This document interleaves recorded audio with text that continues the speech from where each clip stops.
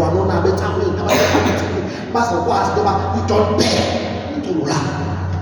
You don't bear this. Bekufanele nje bavale ngoba bayakwazi ba awucenge. Bakusuffocate nje because bayakwazi ba inzima into yakho. Xa unogqapha ugaba ungadiliki altars abasebenza ngayo bona abantu.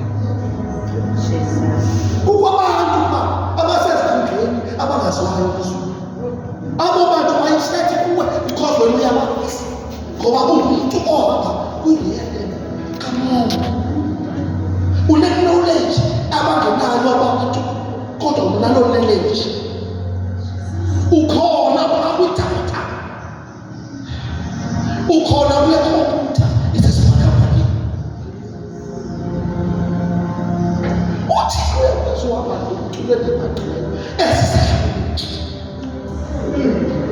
Hayi le into ndizibonele uthi uyakwazi ukombatha umuntu engena-reason yokubamba abantu. Uthi uyakwazi ukuthwala umuntu esamamela into yoba le kwivangeli ibhekaphi but amthwale ngoba ifuna. Uthi uyakwazi ukuthwala umuntu ongena-information yalo yonke lento sithetha ngayo amthwale ngena-information amhambise ngamandla akhe qha. Athi umuntu mna ndazi yonke lento kuthethwa ngayo into endiyazi uthixo uyahamba.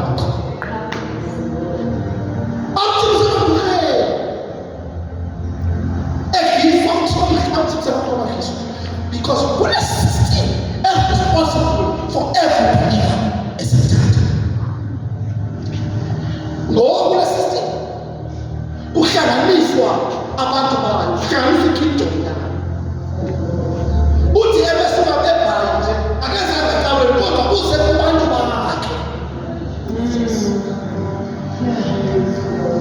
Alizange apha kuzoba sispeaker kodwa ndothetha nefamily yam esazana nayo kumoya.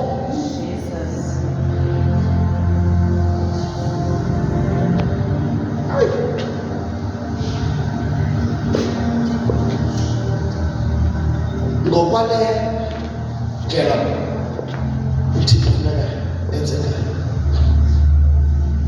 Yindlela ezawubangela ukuba kube khona into ekuthiwa i-great tribulation.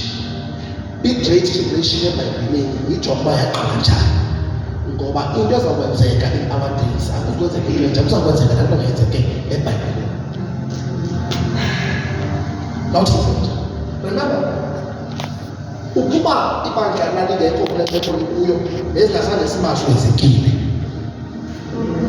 Uba ibandla lalingekho kule meko likuyo ngesimashwe kodwa ngokulisana